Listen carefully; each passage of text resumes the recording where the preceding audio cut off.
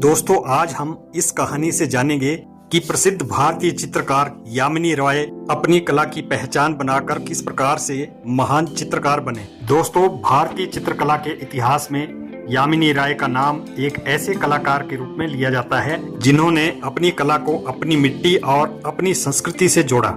उनकी कहानी नए कलाकारों को यह सीख देती है कि सफलता के लिए केवल प्रतिभा ही नहीं बल्कि धैर्य, प्रयोग और अपनी पहचान खोजने का सहारा भी जरूरी है। यामिनी राय ने कला की शिक्षा कोलकाता के गवर्नमेंट स्कूल ऑफ आर्ट में प्राप्त की। शुरुआत में वे पश्चिमी शैली से प्रभावित होकर चित्र बनाते थे और उनकी चित्रकला में यूरोपीय अकादमिक शैली दिखाई देती थी।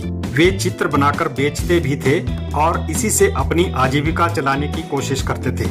लेकिन समय के साथ उन्हें महसूस हुआ कि जिस कला में वे स्वयं को खोज रहे हैं वह विदेशी शैली की नकल करके नहीं मिल सकती। उन्होंने बंगाल के ग्रामीण जीवन, लोक कला और विशेष रूप से पट्टचित्र परंपरा से प्रेरणा लेनी शुरू की। उन्होंने गांव के साधारण कलाकारों की कला को ध्यान से देखा और समझा कि सरल रेखाओं, सीमित रंगों और सहज आकृतियों में भी कितनी बड़ी कलात्मक शक्ति छिपी हो सकती है। यह रास्ता आसान नहीं था।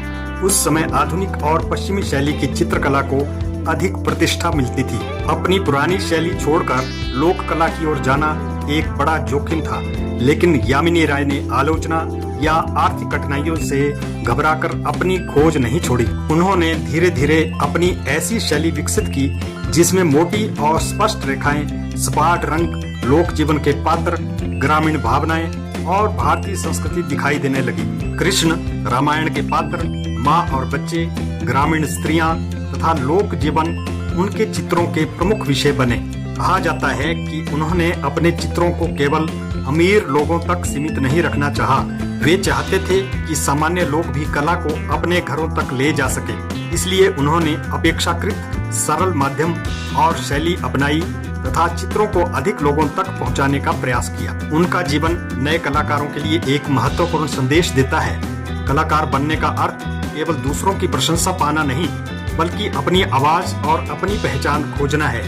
यदि किसी कलाकार की शुरुआत में उसकी कला को पर्याप्त सम्मान नहीं मिलता, यदि लोग उसके प्रयोगों को समझ नहीं पाते या उसे आर्थिक कठिनाइयों का सामना करना पड़ता है, तो उसे निराश होकर अपनी कला छोड़ नहीं देनी चाहिए। यामिनी राय ने भी यही किया।